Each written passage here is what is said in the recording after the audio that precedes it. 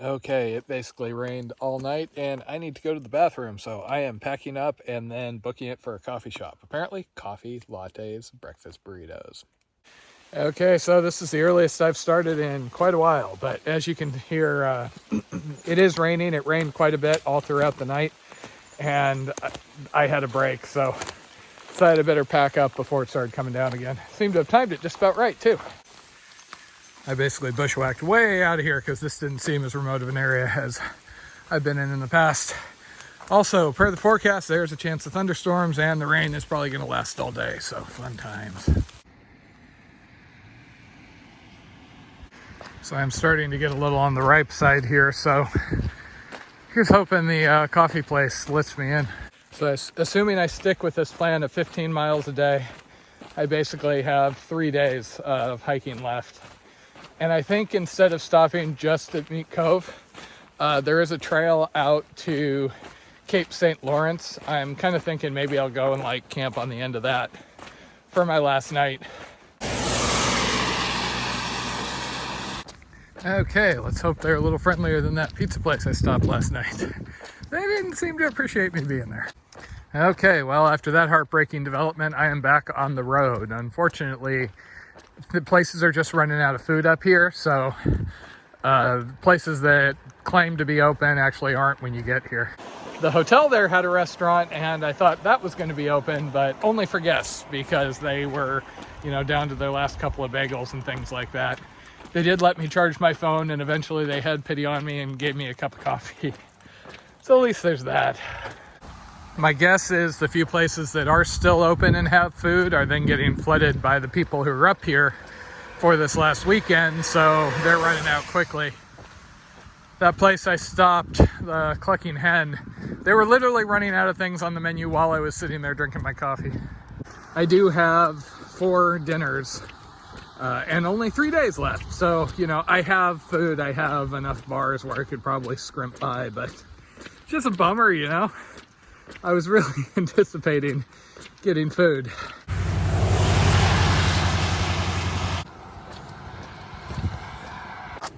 So this was basically most of yesterday. I came over that high point and around the harbor. Okay, so good news and bad news. I found a place that was open and serving food their very last day. And then as soon as I'm ready to leave, restfully juiced to the gills with coffee, it is of course raining again. Doesn't this just make you wish you were here? Ah, yeah. Hey, groovy goat.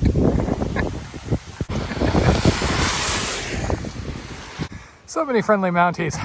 If there's anybody there, I'd be tempted to knock on their door and see if they had a coffee pot. So there's basically kind of this vortex that goes behind big trucks. And in the rain, when there's water on the ground, yeah, that basically drags a whole bunch of water behind and then smacks me straight in the face. Good times. Oh yeah, good times. So that friendly medical courier from yesterday just stopped again, gave me some water.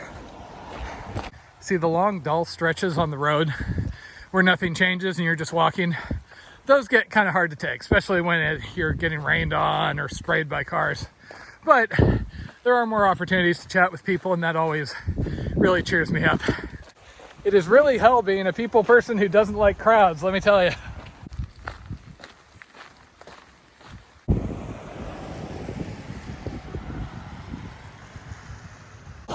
It's the little things you don't expect that are going to kill you.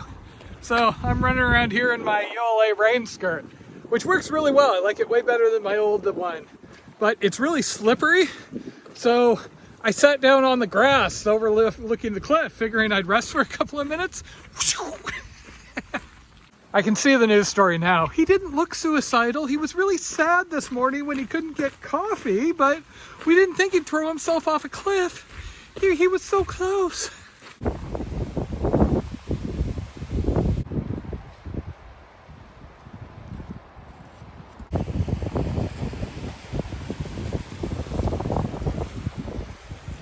I really love watching the storms off in the distance like that. There was one point on the AT where we had all these red and yellow thunder cells all around us, and we could watch them off to the sides, but we weren't getting hit, which makes for a good day on the trail. So as I'm walking along the road, I see people watching me as they go by in the car, and you can see them going like, oh my God. But very few people actually stop. It's actually really fun when I stop at these little, roadside things, because people come up and ask me questions and get all excited about my hike.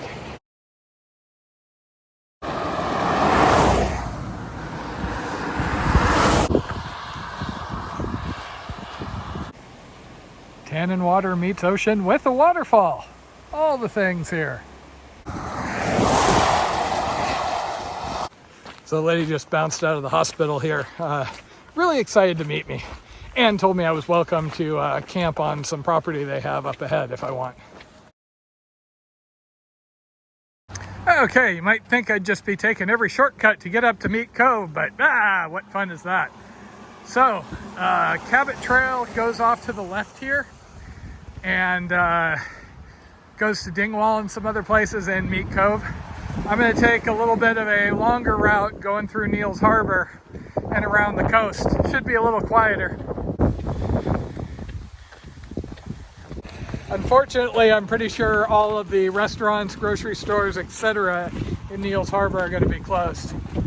If anything characterizes this section, it is I'm carrying too much trail food and not enough wine. Well, this certainly doesn't look promising.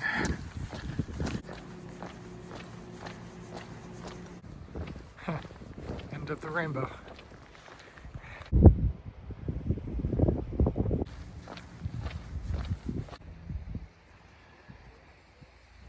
Okay, so this place may not have a grocery store or co-op or anything that's open, but it has a comfort station, which has a soda machine, washers, and a shower, and bathrooms. I'm here because there's a plug. The showers, it's a bit too cold out to bother with that at the moment. Bathrooms aren't bad though. So yeah, only one of these I've seen, but kind of cool. Okay, so I kind of wanted to stay near the comfort station so I could have a bathroom in the morning, but these options are less than ideal here. Okay, so in the end I climbed up the hillside on the opposite side of the street and I was able to find something. Once again, this Nemo two-person fits in just barely. I love this tent. So it was a really nasty night last night. The wind was going, the rain was coming down. Quite cozy inside the tent though. I really don't know why people keep repeating that the Hornet has issues in rain, because if you've been following this, I've been in a whole hell of a lot of rain in mine and it's worked just bomber. No, I'm not sponsored by Nemo, but if they want to give me all their tents, I will happily destroy them one at a time in the wilderness, because that's the sort of guy I am. I was lying there as I woke up wondering if that dog that's barking in the background was going to come over and harass me. And then I realized that, holy crap, tomorrow, that's when I'm supposed to be done. So if you're ever curious what my campsites look like when I'm done, there you go. No trash. Those white things are mushrooms. They're not toilet paper or anything. So the vegetation gets a little tapped down, but this isn't a vegetation sensitive area like the Sierra where you got to be really careful. I still try and make it on dirt and durable ground whenever I can, but I feel pretty good about stuff like this.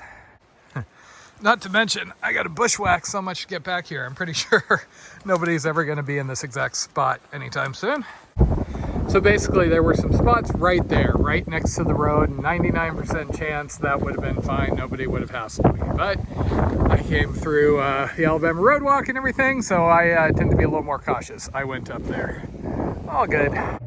So I'm basically back at the comfort station, just charging up my phone for the day. I should have enough to finish, but I seem to be going through more battery than usual here, and never hurts to have extra. Okay, so today is going to be one of those long john days. Next hike, I am totally getting a really cool print of leggings before I go. Well, this certainly did get me away from all the vehicle traffic. I'm basically going to see the Cabot Trail again really briefly in Cape North. And then I'm just on the spur that goes up to Meat Cove. Also, kind of seems like they're all out of food up here, so presumably everybody's leaving. Okay, we're just going to add that to that list of signs that means no stealth camping.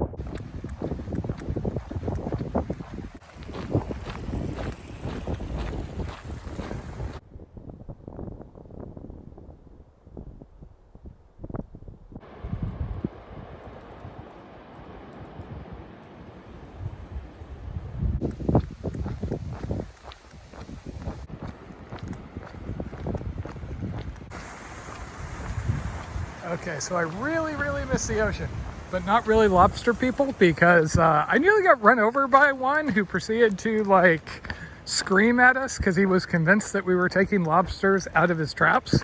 This is me, who doesn't eat fish or seafood.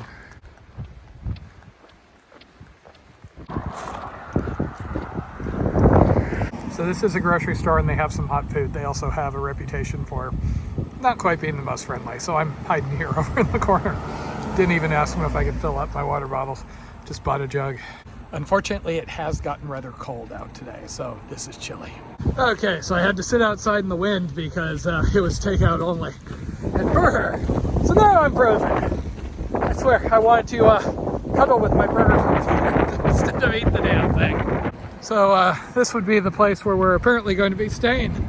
Let's see, night after tomorrow. That's the plan. Okay, Meat Cove. That's promising.